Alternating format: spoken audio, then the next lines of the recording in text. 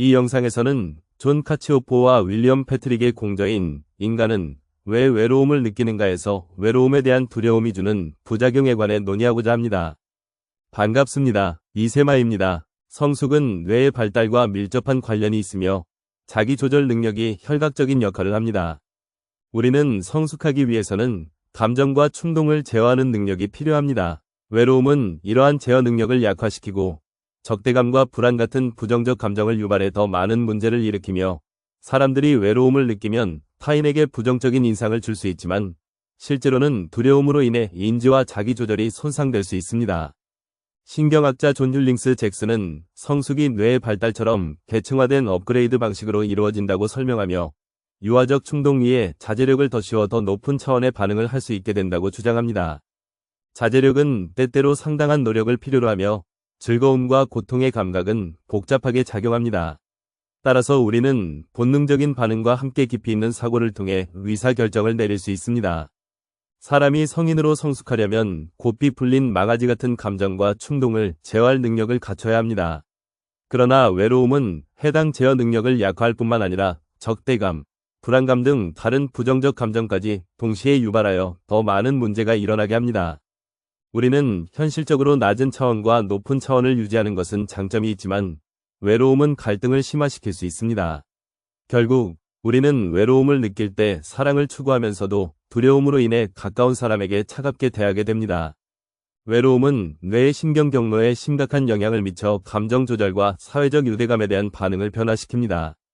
플라톤은 인간의 본성을 두 마리 말이 이끄는 전차에 비유하며 세련된 충동과 동물적 충동을 통제하는 마차부의 역할을 강조합니다.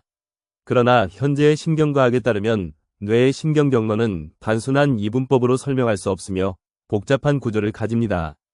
전두피질은 고차원적 기능을 담당하고 변형계는 감정과 정보 처리를 조절합니다. 이 두 영역은 사회적 맥락에 크게 영향을 받으며 특히 유대감과 외로움이 중요한 요소로 작용합니다.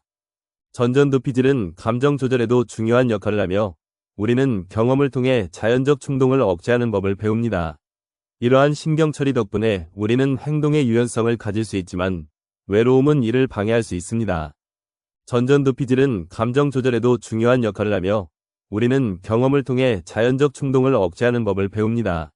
이러한 신경 처리 덕분에 우리는 행동의 유연성을 가질 수 있지만 외로움은 이를 방해할 수 있습니다. 뇌에 분산된 신경 처리 덕분에 우리는 행동의 유연성을 보일 수 있으며 맥락에 맞는 제어가 가능합니다. 그러나 외로움이라는 것이 장애물로 작용합니다. 이는 외로운 사람이 모든 일에서 일반 사람보다 훨씬 강하게 사회적 유대감과 사회적 배제에 집착하기 때문입니다. 따라서 외로움을 겪는 사람들은 일반적인 상황에서도 과도하게 반응하게 됩니다. 많은 연구를 통해 외로움을 느끼는 참여자들이 사회적 의미의 단어를 처리하는데 시간이 더 걸리는 현상을 확인합니다. 편향된 의미 창출은 인간의 행동과 자신감에 복합적인 영향을 미칩니다. 편향된 의미 창출은 개인의 자신감과 행동에 큰 영향을 줍니다. 예를 들어 농구를 좋아하는 어떤 사람이 낯선 도시에 새롭게 이사와 농구장에서 처음에는 실력에 대한 불안감을 느끼고 있었지만 우연히 첫 슛이 성공하자 자신감이 생겼습니다.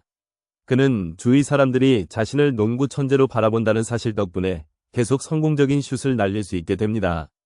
이처럼 편향된 생각은 긍정적인 결과를 가져올 수 있지만 동시에 불안이나 두려움으로 인해 자신에게 불리한 상황을 만들어낼 수도 있습니다. 외로움은 사람의 인지적 편향을 강하게 할 수 있으며 이로 인해 자기중심적인 태도가 강화된다. 사람들은 자신의 감정에 집중하게 되며 다른 사람들의 시각을 고려하지 않게 되는 경향이 있다. 특히 외로움과 자기중심적인 태도는 이러한 편향된 사고를 악화시켜 인간관계에서 어려움을 겪게 합니다. 인간의 능력, 즉 자신의 현실을 설계하는 능력은 고독에서 탈출하는 데 필요한 열쇠가 될 수 있습니다. 결국 편향된 의미 창출은 긍정적이거나 부정적인 결과를 초래할 수 있는 양면성을 지니고 있습니다. 편향된 의미 창출은 인간관계를 복잡하게 만든다. 외로움을 느끼는 사람은 자주 오해를 하거나 갈등을 일으키며 이는 장기적으로 사회적 관계를 악화시킬 수 있다. 외로움은 개인의 정서적 상태로 사회적 연결의 결핍을 느낄 때 발생하며 심리적 및 사회적 영향을 줍니다. 인간은 주변 상황의 의미를 이해하려고 하지만 자신의 감정이나 행동의 원인을 파악하는 데는 부족함이 있다고 합니다. 대개 우리는 자신의 강점을 과대평가하고 약점은 과소평가하는 경향이 있으며 집단 활동에서 자신의 기여가 과대평가된다고 느낍니다. 반면 다른 사람의 기여는 과소평가하며 위험 요소는 자신에게 적용되지 않을 것이라고 믿습니다. 특히 외로움은 개인의 판단을 왜곡하고 부정적인 자기인식을 강화시킵니다. 외로운 사람들은 실패를 자신의 자질 탓으로 돌리고 성공은 외부 환경의 덕으로 간주하는 경향이 있습니다. 이러한 비관적인 태도는 사회적 관계에서 더욱 고립되도록 만들며 스트레스를 수동적으로 대처하게 하고 혈압 상승을 초래할 수 있습니다. 외로움은 사회적 회피성을 높이고 냉소적인 세계관을 강화시켜 소외와 불신을 낳습니다. 이는 결국 자기 충족적 예언을 만들어 주변으로부터의 배척을 초래하게 됩니다. 많은 연구에서는 외로움을 느끼는 사람들이 신뢰를 더 잘하지 못하고 배반적인 행동을 반복하는 경향이 드러났다고 합니다. 인간은 자신의 경험에 의미를 부여하는 존재이며 존 밀턴과 셰익스피어의 말처럼 같은 경험도 어떻게 해석하느냐에 따라 지옥이 천국이 될 수 있습니다. 외로움은 이러한 해석을 더욱 주관적으로 만든다고 합니다. 인간의 뇌는 입력되는 다양한 감각 신호를 바탕으로 상황을 이해하려고 하며 때로는 단순한 도형을 복잡한 사회적 드라마로 해석하기도 합니다. 이러한 경향은 원시 종교의 기원과 관련이 있으며 인간은 고유의 감정 체계를 통해 세계를 이해합니다.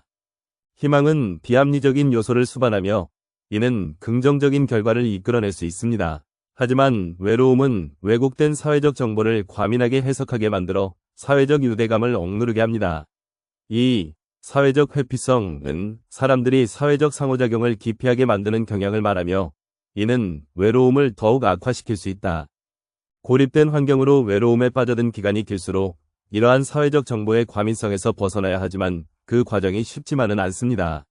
따라서 마치 사람들은 과거 수렵 채취인이 그랬던 것처럼 최악의 상황만을 상상하여 자신을 보호하기 위하여 극도로 방어적으로 되는 것입니다. 사회적 상황에서 불안을 느끼는 사람들은 방어적인 태도를 취하게 되며 이는 그들이 스스로 격리된 상황을 만들게 만듭니다. 철학자들은 인간성 내부의 합리적이고 바람직한 면과 어둡고 감정적인 면이 공존한다고 판단했습니다. 그러나 과학은 좀 다르게 관찰하는데 이는 인간의 생존을 관장하는 감정체계는 외부의 영향에 민감하며 추상적 데이터보다는 피상적이고 사회적이면서 일화적인 정보를 선호한다는 것입니다. 희망은 불합리성을 수반합니다. 그리고 편견은 인지적 지름길을 취하려는 단순한 필요성에서 비롯됩니다. 다만 우리 삶은 대부분 이성적인 면과 비이성적인 면이 융합되어 나타나게 됩니다. 예를 들면 물잔에 물이 절반 찬 것을 보고 누군가는 반이나 비었다고 생각하고 또 다른 누군가는 반이나 채워져 있다고 생각합니다.